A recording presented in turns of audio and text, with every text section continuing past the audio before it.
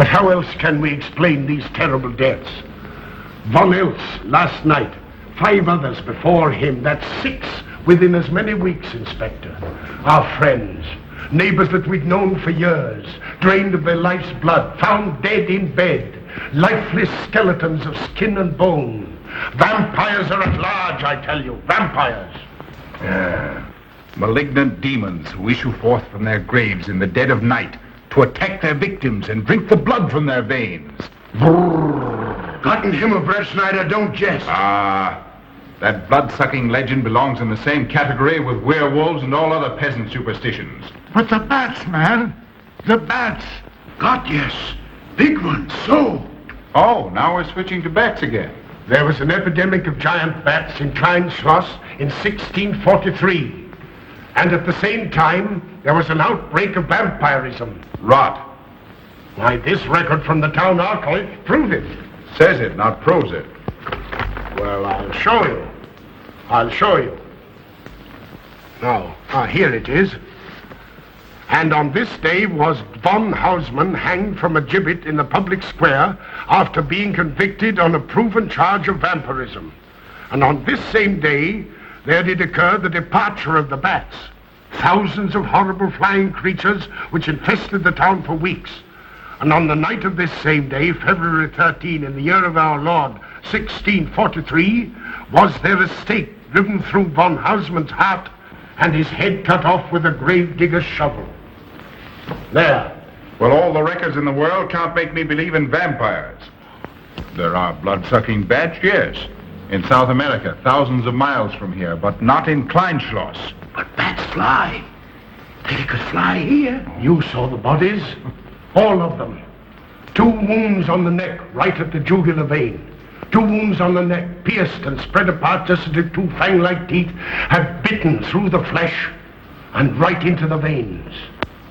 And in every case, a blood clot, 8 inches from the victim's neck. The mark of the feast, the devil's signature. Does that appear the mark of a human being or a demon's? God save us, the devil's. You ought to make a pretty fair meal for a vampire. But let's be consistent. Are these human vampires or bats? Vampires can take the shape of a human or a bat, just as they choose. Oh, they're magicians. Well, it doesn't make sense to me. The whole village is in terror. We live in closed houses, behind locked doors and bolted shutters, not daring to close our eyes, fearful lest this unseen silent death may find us in our sleep, for it is then that it strikes. Swiftly, silently, ghastly. My room is tightly closed. The windows are barred, nailed down. Nothing can get in. Nothing. But they tell me vampires can go through stone walls like that. God save me. So they can. We've got to do something, I tell you. Klein Schloss will become a deserted village. Well, you might catch all the bats and drown them in the river. Carl. While you're hunting for vampires and chasing bats, I'm looking for a human being. A murderer, a fiend. Well, then don't jest about it. Do something. I'm trying to. Every hour, every day, every night since this thing started.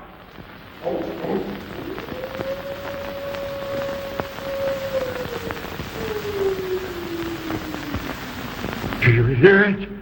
Hear it? Yes. Night after night. Lying awake until dawn. Waiting. For what? I don't know. That's what I thought. Good night, gentlemen. Don't let the vampires get you.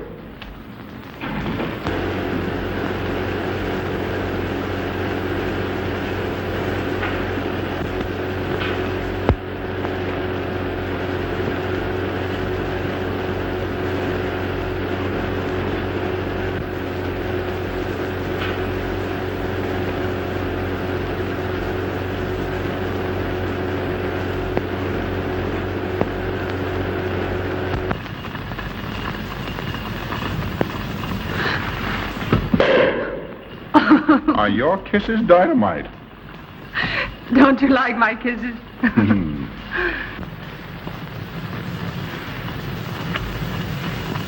Well, how's my mastermind this evening?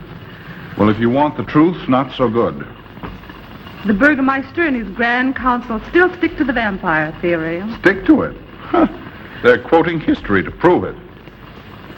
I think you and Dr. von Niemann are the only sane people left in the village. And you? What about you? Me? Well, I'm beginning to think I'm 7 different kinds of a fool. Murders are being done under my very nose.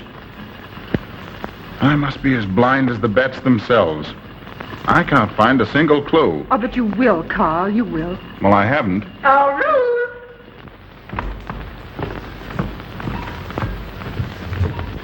And here comes dear Aunt Gussie to spread good cheer and hope. Just what I thought. Slaving your life away in this awful place. It hasn't got that nice, clean, wholesome smell of a hospital. How are you, Carl? Oh, quite well, thank you. Well, I'm not. This clammy old place is bound to give me pericarditis, enterocolitis, neuritis, well, anyway, rheumatism. You have some coffee? No, thank you, Frau Stammbank. No, it's just as well. There's only 2 cups. Here. That'll take the chill out of your bones. Thank you. Speaking of chills, Frau Schnappmann, did you know the village is supposed to be infested with ghouls and vampires? Oh, Carl. Vampires. Pariahs among fiends.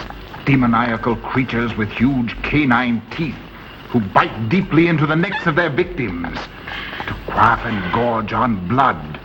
Warm human blood. There's no such thing as a vampire, Carl Brett Snyder. I don't believe in it. You're just saying that to frighten me. And I just won't be frightened. I'm entirely too sensible to believe in such rubbish. I beg pardon. Oh, so it's you. I'm sorry if I frightened you. Who said you frightened me? I'm not afraid of anything. Could you tell me where Dr. von Niemann is? We drove to the village to see Martha, the old apple woman. Thank you.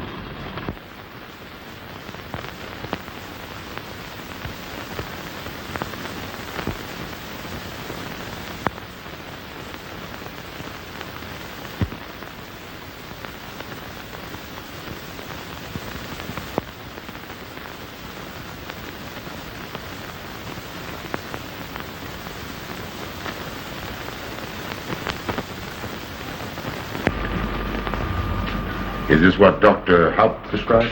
Yes, sir. She takes it in water. Well, continue giving it to her. Yes, sir.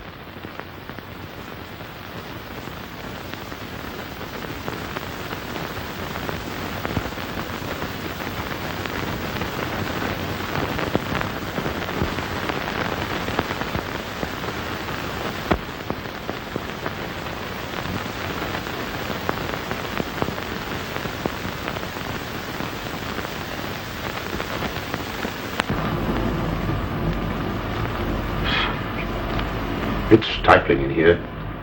Open these windows. Herman open windows. Me do.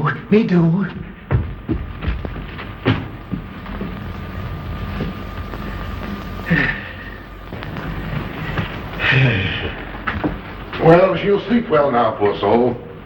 It won't be necessary for you to stay here. A good night's sleep will work wonders for her. It was kind of you to come, Doctor. Oh. Mother has sold me apples for many years. Always a good, ripe, juicy one. Martha give me apples. I like.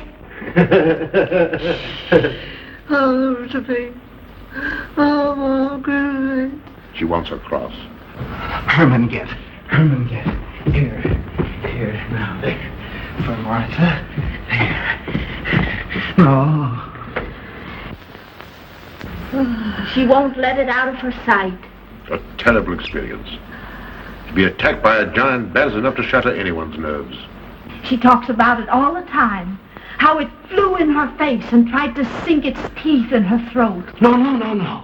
Bats no do. They soft. Like cat. They not bite Herman. Quiet, Herman. See what you've done. There, Martha, there.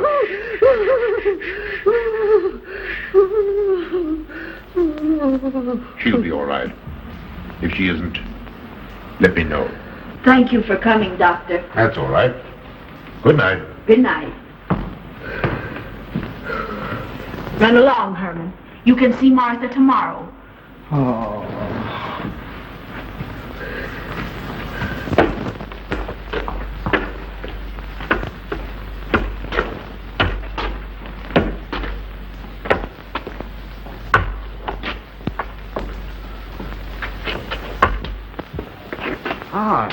Dr. Von Niemann. Ah, Kringen, how are you? Much better, thank you kindly, sir, since you prescribed for me. That's right.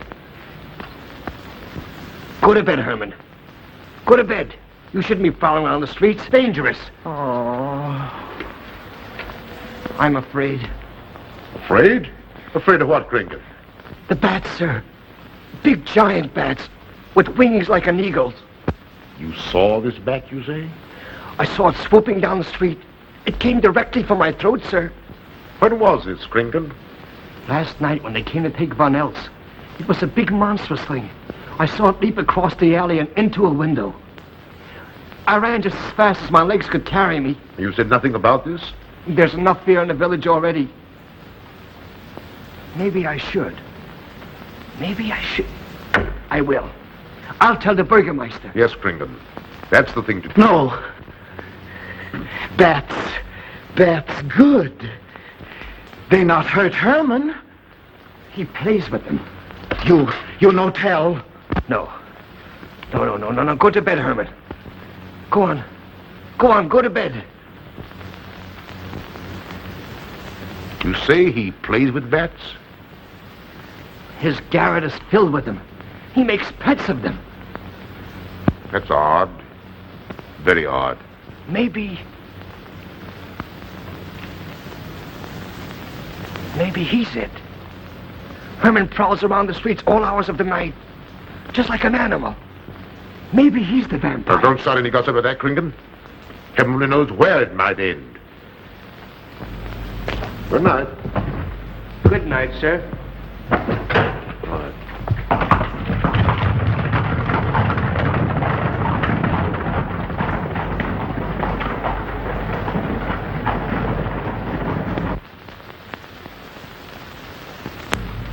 There. Now. Soft. Nice. There. See? What did I tell you? Perhaps there's something in what Kringen says. Seems strange that a human being should want to play with bats.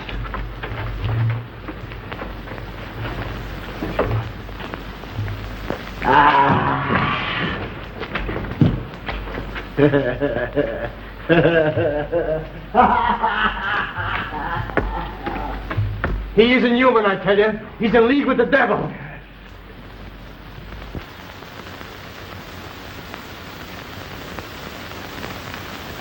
Put it on. There. Thanks. Now go to sleep. You'll be all right in a few days. The doctor says so. Close the window. I'm afraid. The vampire. Well, he said leave them open, but I'd have them closed.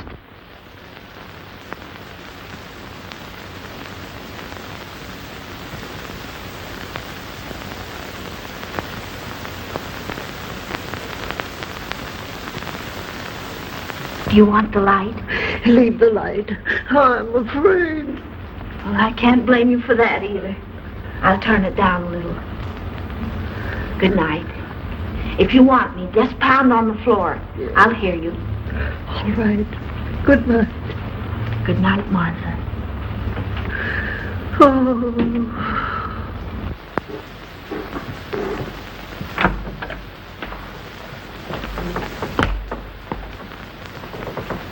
Herr Brett Schneider is here to see you, sir.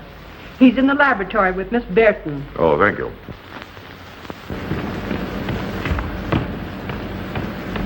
Ah, here you are. Good evening, Doctor. Good evening, Ruth. How are you, Carl?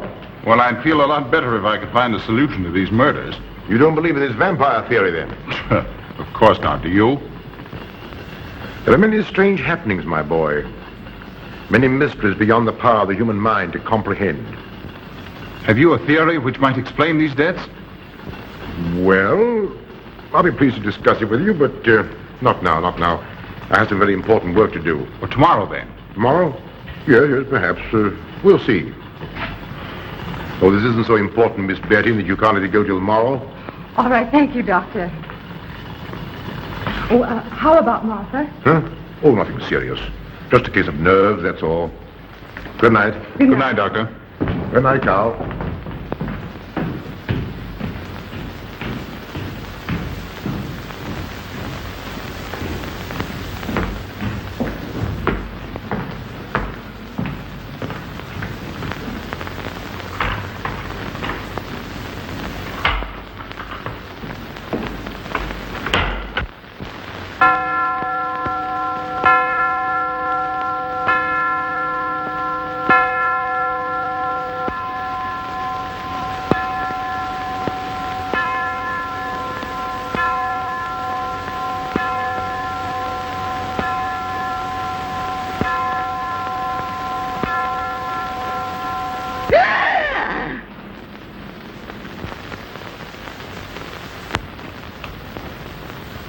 Name.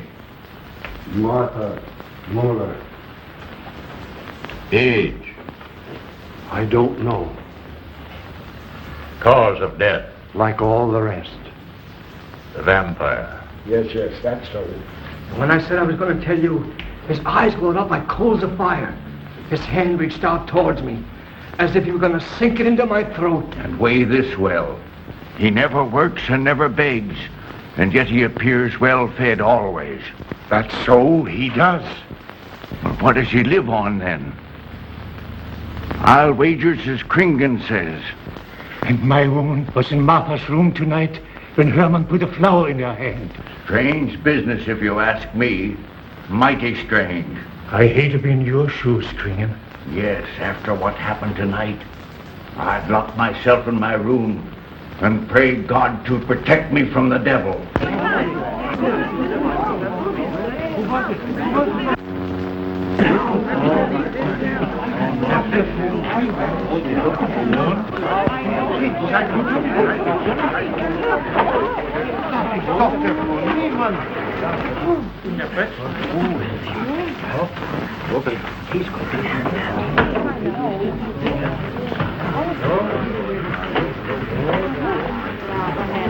Good evening, and Oscar. Good evening. Dr. von Niemann. Doctor.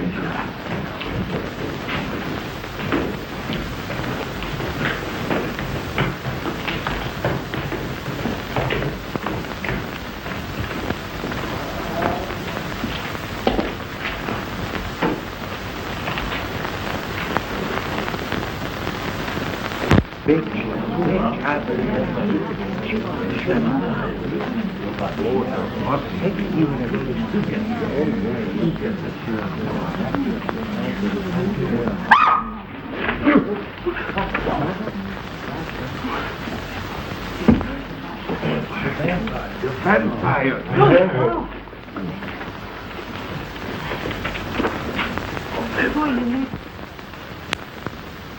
Well, what do you make of it, Doctor?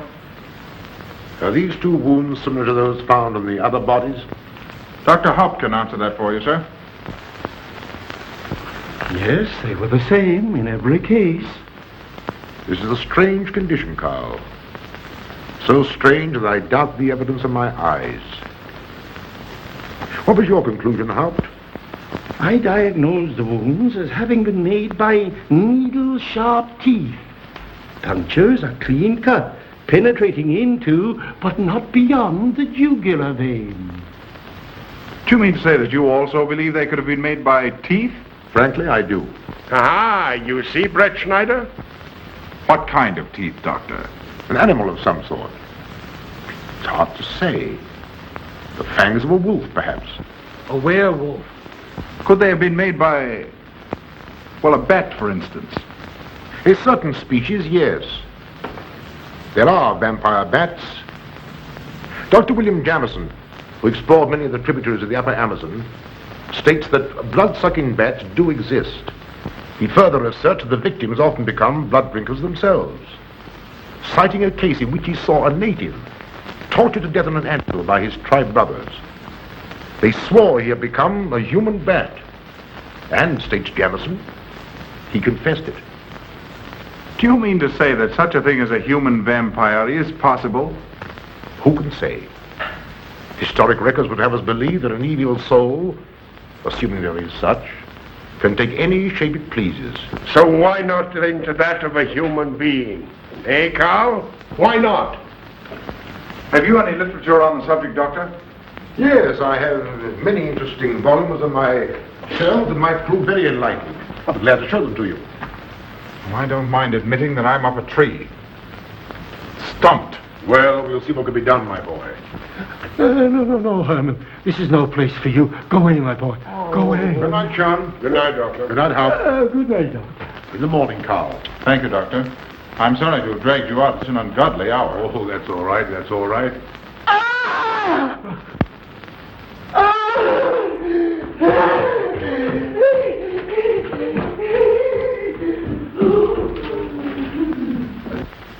A child fleeing in horror from the sight of death.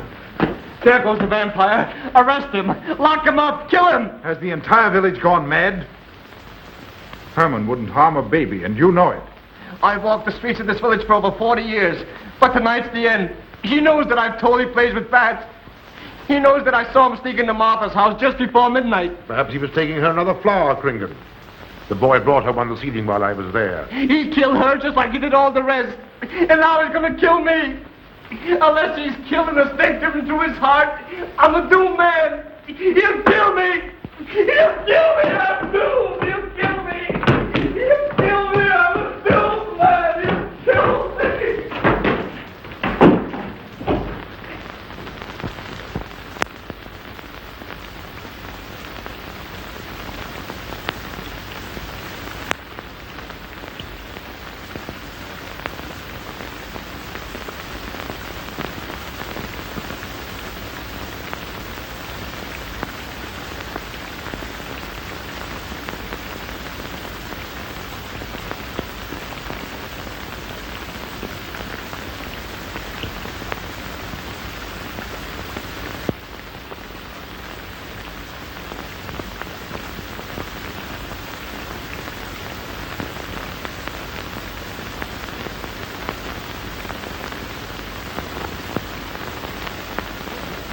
Good morning, Mr. Brett Schneider. What brings you to Klein Schloss so early? You.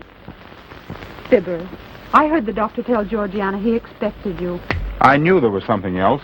You're a delightful prevaricator, Carl, but not a very convincing one.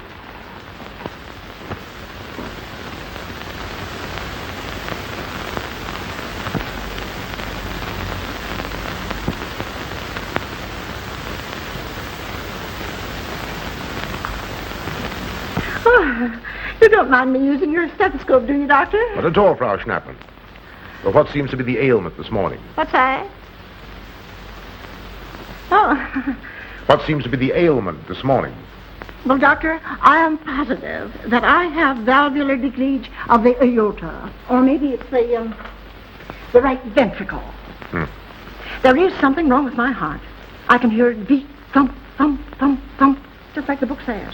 Well, if you didn't hear it beating thump, thump, thump, just as the book says, I would say there is something wrong. What? Without a moon? You have a heart of stone. All right, then. Close your eyes. No. Oh, so, young lady. It's too early in the morning, Carl. Much too early. Oh, is it? Oh, there's Aunt Gussie. She would show up just at a time like this. Well,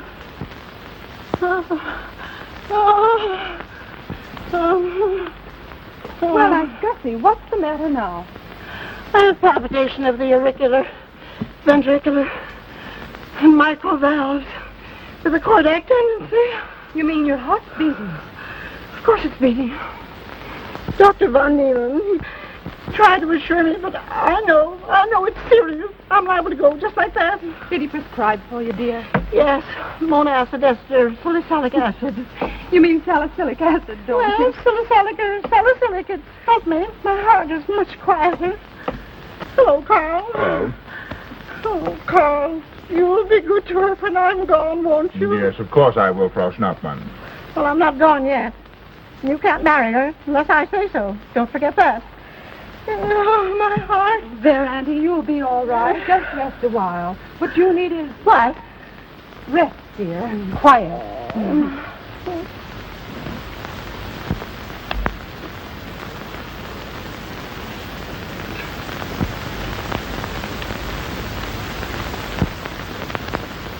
And Gussie has a heart like a steam engine.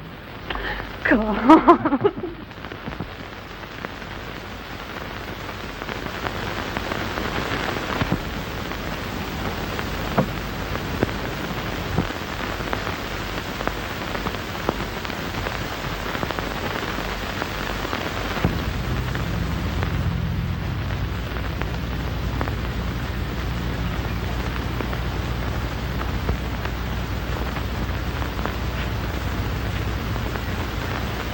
Yeah.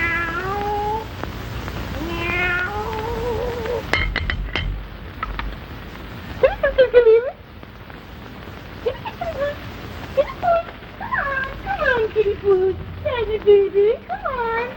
You're my kitty, kitty, kitty poo. Oh, you get it, baby. Come on, kitty poo. Come on. Oh, the tickle, you nasty little beast.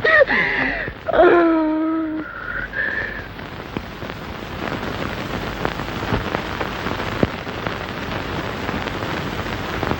Don't you know it's wrong to steal?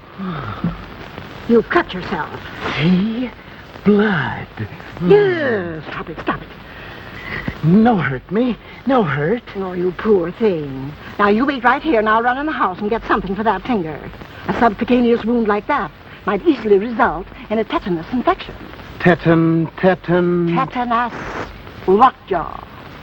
Not that you need be afraid. From the way you talk, I think you've got it already. Look, here's a nice juicy apple for you.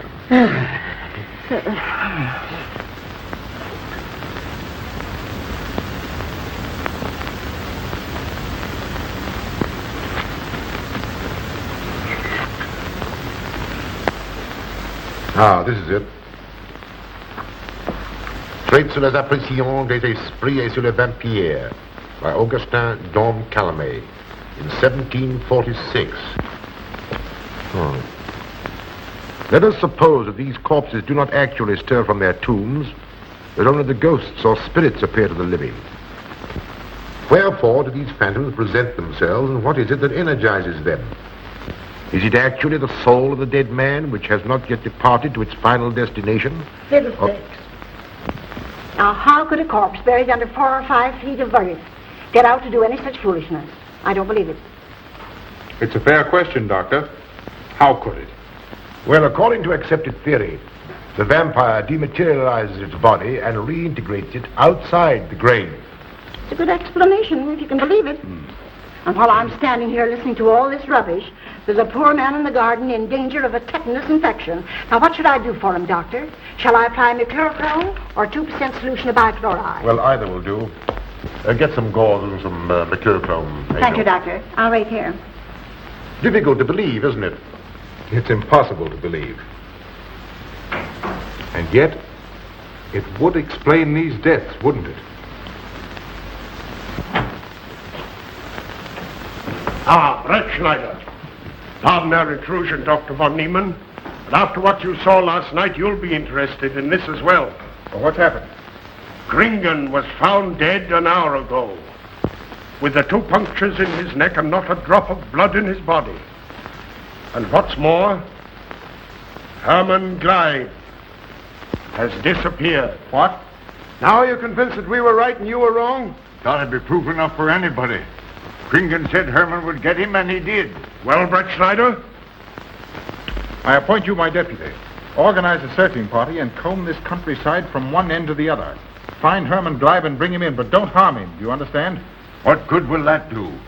He is a vampire. There's only one thing for us to do when we find him. Kill him and drive a stake through his Herman heart. Gleib will be tried by a court of law. If the charge against him is proven true, the law will decide what to do with him, not you. Now get your men together and do as I tell you. That's the way to talk. I'm going into town for a little while, Doctor. Would you care to come along? Oh, I hardly believe so. There's little to be done until they find the boy. If you need me then, All right, thanks. I'll let you know.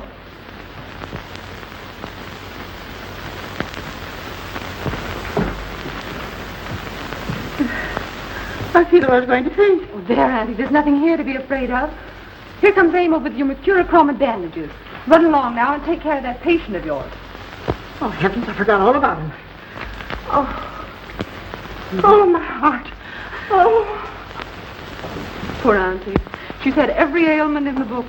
and a lot aren't, I'm afraid. Particularly a palpitation of the auriculoventricular tricuspid and mitral valve, Doctor. Well, I had to tell her something to satisfy her.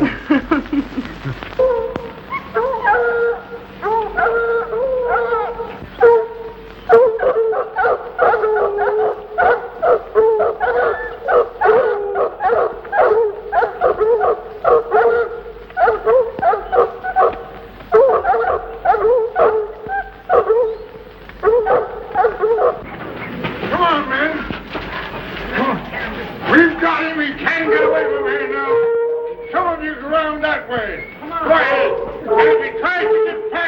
me what to do.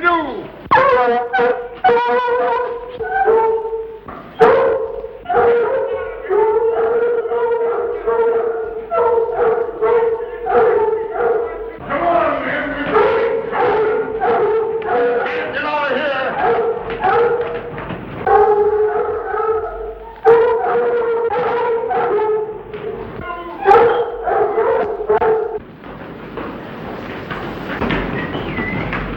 Hey, Bill. Here, boys. Herman, you're going back to the village with us. Come on. We won't hurt you. No, won't go. Herman afraid. Come on. You're going with us, Herman. No. You're going with us. No. Come on. No. Come on, Herman. Get him. Come on, Herman. We won't hurt you. Come on. No.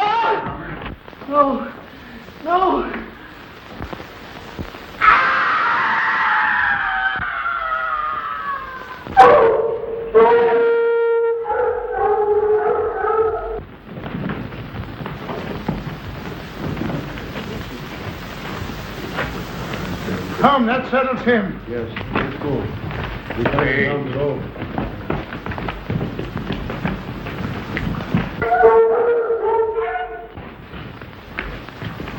We've got to make certain. I won't go down there. Nobody asked you to. I'll go myself. Can you see him? He's on a ledge about 50 feet down. I'll get a rope. We've got to make certain, I tell you.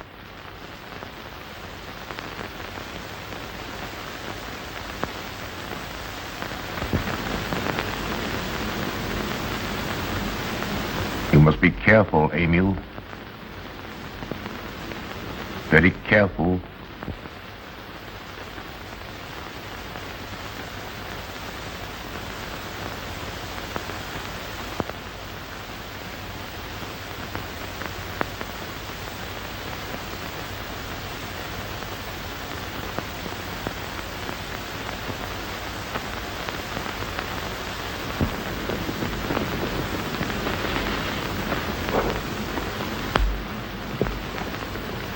No.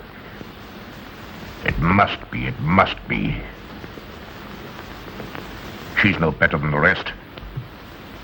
I've got to go on.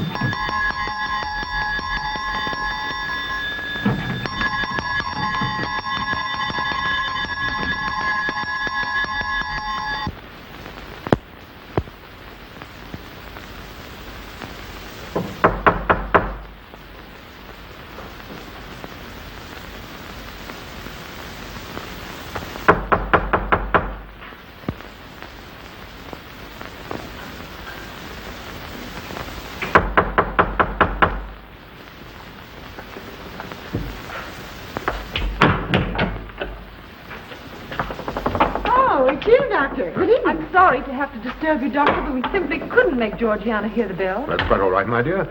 Georgiana's becoming careless. Very careless. Yes, I've noticed that, too. In my opinion, she has Nagana. That's sleeping sickness. You know the symptoms, Doctor. At first, I thought it was creeping paralysis, so I stuck a pin in her leg to see, and there was a splendid reaction of the reflex motor nerve. Why, Auntie. Oh, you're shocked. So was she. Won't you join me in some coffee? Yes, thanks, Doctor. We will. There are a few questions I'd like to ask you, Paul. About blood and murders and vampires, I suppose. Yes, I'm afraid so. Oh, so am I. Well, good night. If such a thing is possible, I'm going to bed. Won't you join us too, Frau Schnappmann? Coffee at this hour of the night? No, thank you. I'm going to stick to my monacid ester salicylic salad. Acid, Doctor, acid. Good night.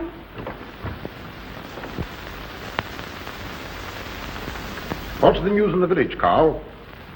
Have they located Herman yet? No, not a trace of him. I hate to think of that poor misfit being hunted down like a dog. You know, I simply can't bring myself to believe in that vampire theory. Will you pour, Ruth? Certainly. I know, Carl. Our saner, calmer judgment tells us that such things can't be, and yet, here, for instance, in this ponderous tome, are cited 1,001 phobias and complexes that human beings are heir to.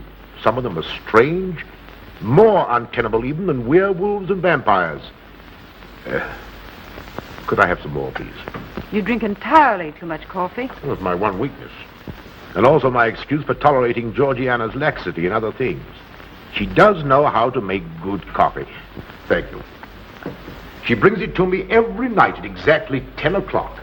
And when I've drunk it all, then I know it's time to quit. Yes, and eat breakfast so you can have more coffee. No.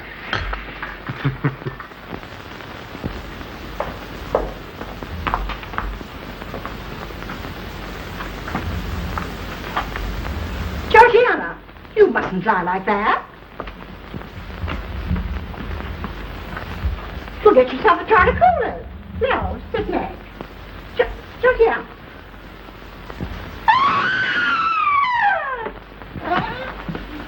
That was Auntie.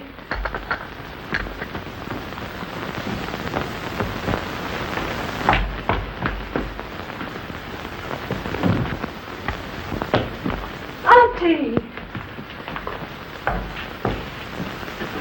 Oh, I'm all right. I'm all right now. David, help Frau Schnappmann to her room. I'm silly imagination. I imagine myself, Georgia.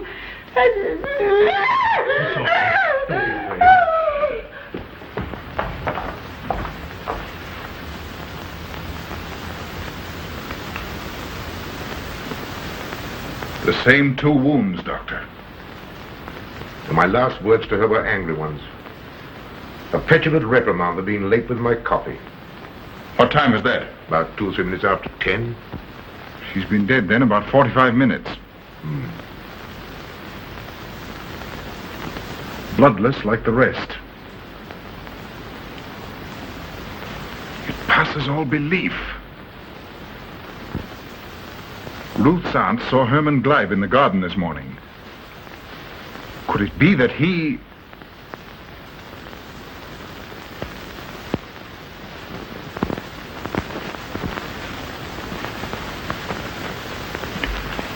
You were the first one here. What happened? I was in my room reading. My door was open. I must have dozed off for a minute or so because I awoke to hear Frau Schnappmann scream. You say your door was open? Yes, my room was very poorly ventilated. And you saw nothing? Heard nothing unusual? Nothing. Carl. What is it? This crucifix belonged to Martha. See who it is, Emil. Can you positively identify this as belonging to Martha? Without a doubt. I saw it in her room the night she died. How in the world did it get here? Herman Gleib was in her room.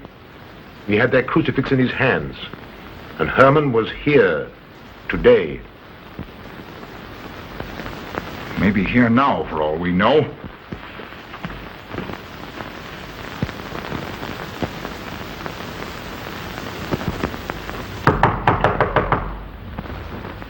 Who is it?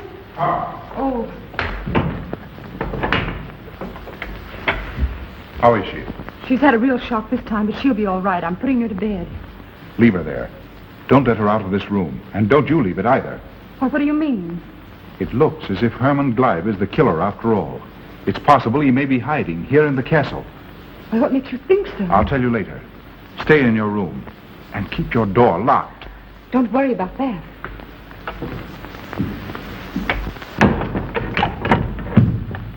I heard every word he said, and I don't think there's any use of them searching for Herman. They should look for a dog, a human-faced dog. Andy, the doors and windows are all locked. There's nothing to be afraid of now. Well, who said I was afraid? I'm not a bit afraid. No, of course you're not afraid, but you must get some rest. Rest in this awful place? With dog-faced Hermans and human-faced bats and blood and murders and vampires.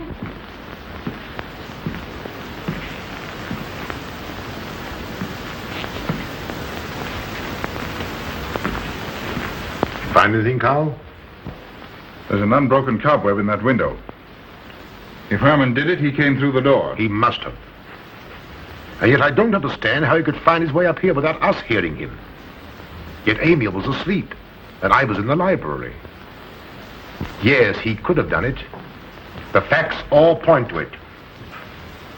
What was it, Emil? The Burgermeister. He has news for Herr Brettschneider about Herman. Oh.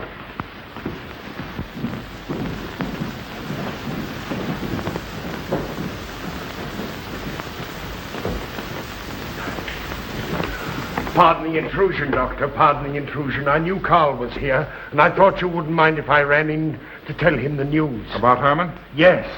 He fell into the Devil's Well in the cave. He's dead? Dead as a doornail. This ends our troubles, Carl. The vampire's dead. I can feel it in my bones. Well, your bones may be wrong. What time did this happen? Quite early, about 9 o'clock. The cave is nearly 2 hours from here. That's why we didn't hear it sooner. Well, it may interest you to know that there's been another death after your vampire died. Dr. von Niemann's housekeeper. Right here in her own room. Mother of mercy. What are we going to do? But a natural death wouldn't kill a vampire, Carl. You know the accepted theory. A stake driven through the heart. Oh, yes, that's the theory, all right. But... But what? But they did. They drove a stake through his heart. Good God, are we living in the Middle Ages? It wasn't through my sanction, Carl. Massawa did it. He told me so himself. Well, that ends the vampire theory as far as I'm concerned. Herman Gleib died in the accepted fashion for killing a vampire. Oh, no, there's some human agency at work here, Doctor. A madman who kills to satisfy some violent, sadistic urge. Yes, you're right, Carl. I've been a fool, a superstitious fool. Did they leave his body in the cave? Yes. Yes, they did. Well, in view of what's happened, don't you think you owe him a decent burial? You're right. In view of what has happened, we do owe him that, Carl. I'll see to it at once, this very instant. And I'll make arrangements for Georgiana's removal to the morgue. Good night, Doctor. Pardon the intrusion. Good night, Gustav. Pardon the intrusion. Well, here I am, just where I started weeks ago. There isn't a single theory that doesn't lead straight into a stone wall. I've jested about this vampire business because my better judgment told me it was a lot of nonsense. Then I reached the point where I was willing to accept even that, because it seemed to satisfy the equation. All of us are a bit superstitious. I don't know which way to turn, where to look, what to look for. Why should anyone want human blood? Why? Why? Calm yourself, Carl. Calm myself. Calm myself. With all these unsolved murders staring me in the face and no solution in sight?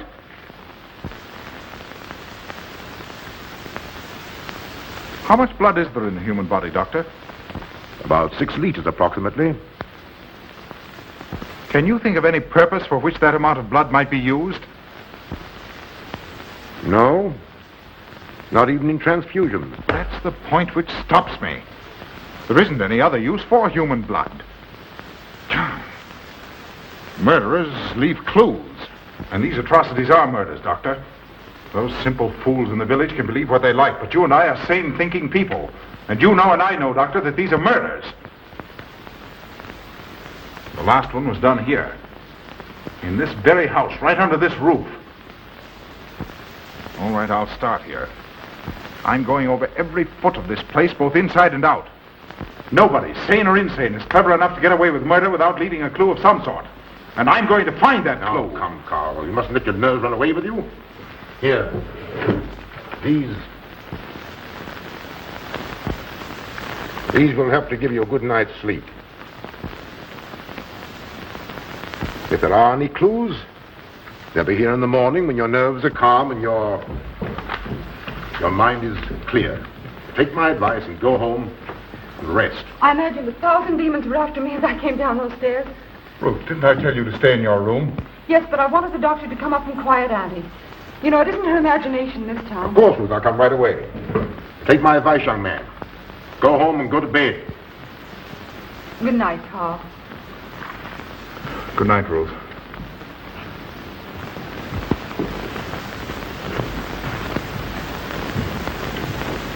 Good night, Carl. Good night, Doctor.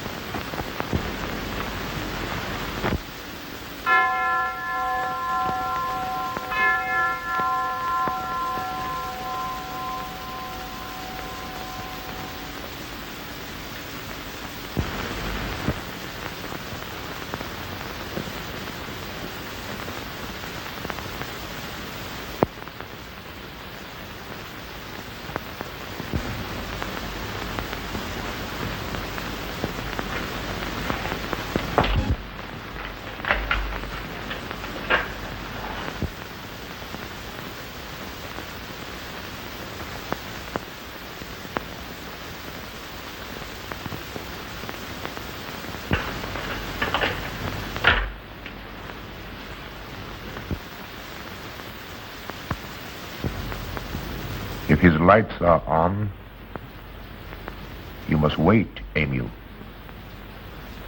Wait until he has gone to bed.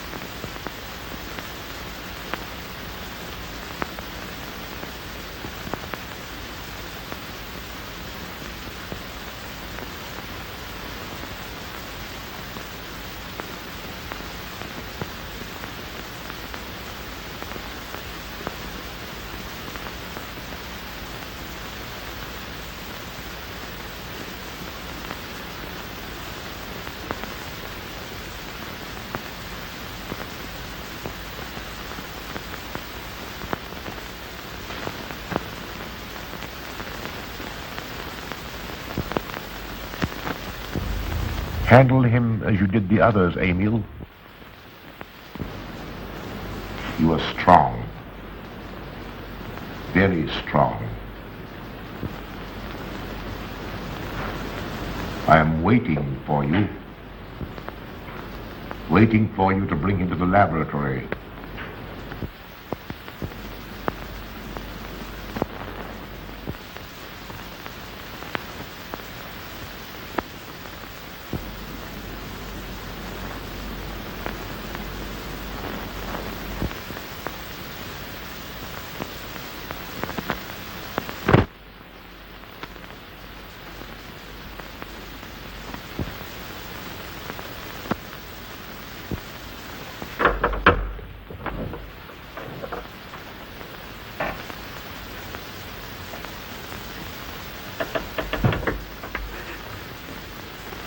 You're the one. What mad thing are you doing? Mad? Is one who has solved the secret of life to be considered mad? Life, created in the laboratory. No mere crystalline growth, but tissue. Living, growing tissue. Life that moves, pulsates, and demands food for its continued growth. You shudder in horror. So did I the first time. But what are a few lives be weighed in the balance against the achievement of biological science? Think of it. I have lifted the veil. I have created life. Wrested the secret of life from life. Now do you understand? For the lives of those who have gone before, I have created life. I'll tell Carl. You may. For tonight, Carl's name will be added to yours. And all of those whom this achievement will immortalize.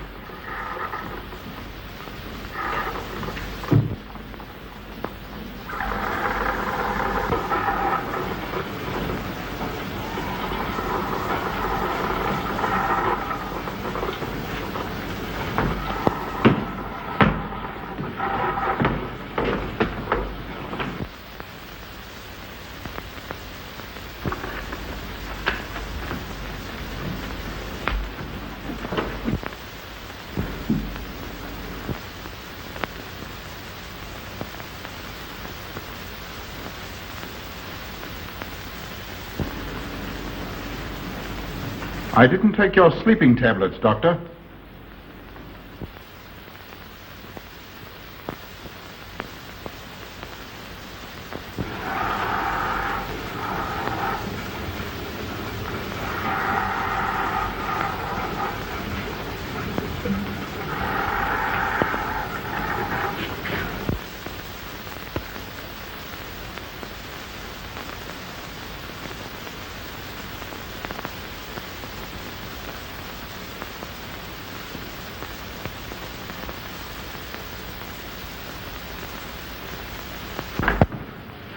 Emil brought them here. He's the one who murdered them. Stay where you are. You'll have a chance to tell everything, Doctor.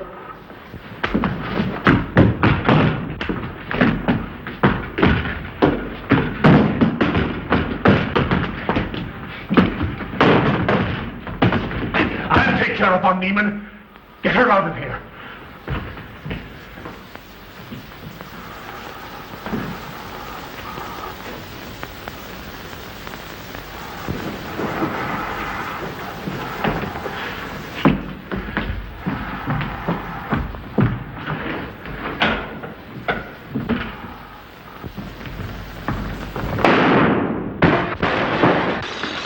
You stay here.